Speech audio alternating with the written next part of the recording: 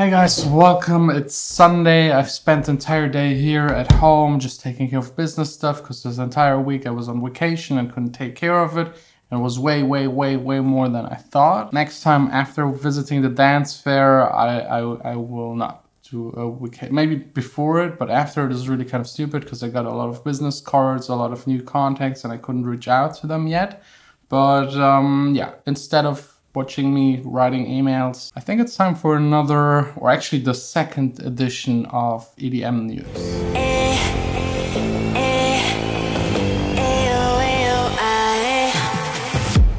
So let's maybe start with the lawsuits. That's usually the most fun and the most ridiculous.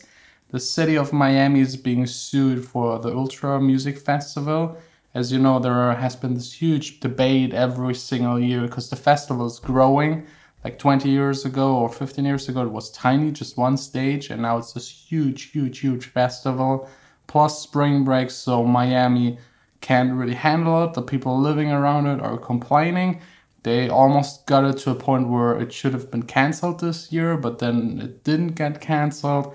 But now they're suing again because they moved the location. And like, yeah, next lawsuit in the making. Daniel Baron, a South African DJ producer, is suing David Guetta. Guetta apparently for his song with Sia, Lightheaded, used parts of his song, and first they tried to keep it quiet, to reach out to Guetta to probably just negotiate how much money he should get and getting credited. Guetta didn't respond, so now they made it public, and there's even a video comparing those two songs, so it's for you to decide if someone stole here something.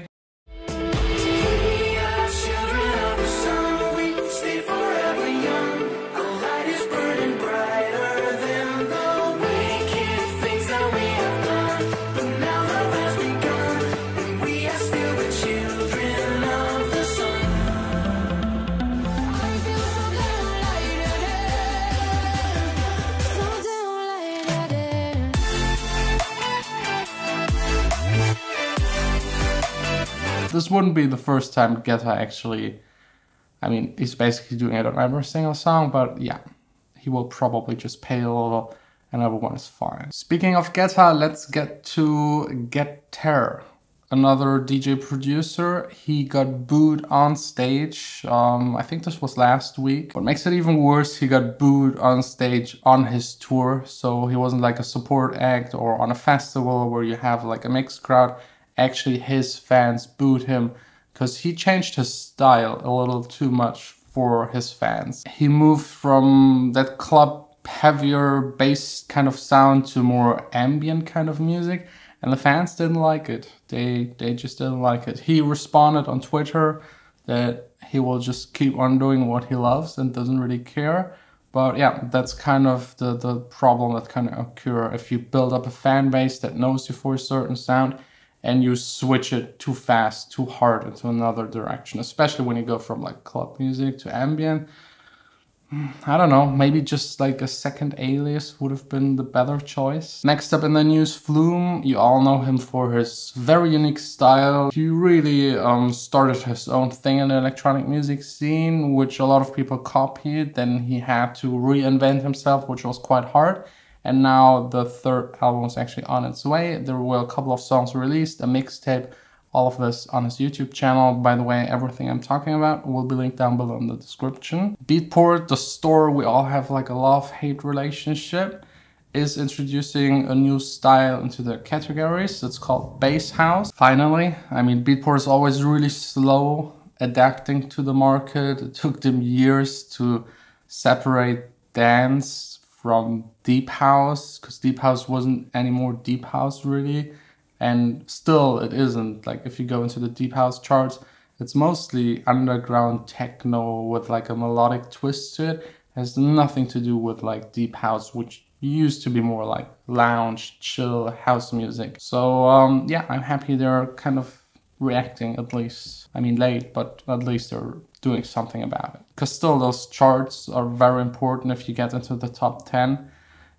that means a lot. I mean, if you get with 2-3 songs into the top 10, this will probably ensure you're already getting bookings, which is like the main income for most DJs, producers. Then we got some silly news. There's an algorithm that got signed by a major label. To be more precise, it's actually an app that is doing kind of ambient, relaxing kind of music, and the algorithm is creating that music, and this app got bought. So it's not really getting signed. But you can see that there's definitely an interest in music that wasn't made by humans.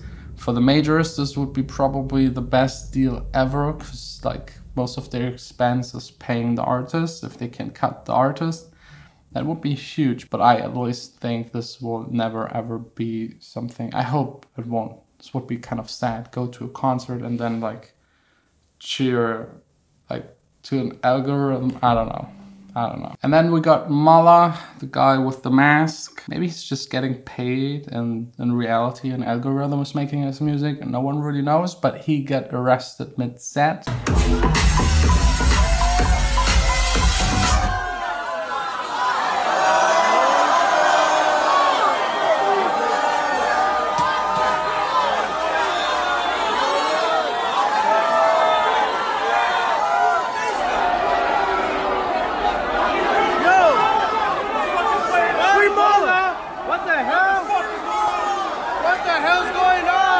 As far as we know, this wasn't a real arrest. It seems like a YouTube person that is like performing fake arrest on known people did this on Malaa, and yeah, just took him backstage and fake arrested him for a YouTube video probably.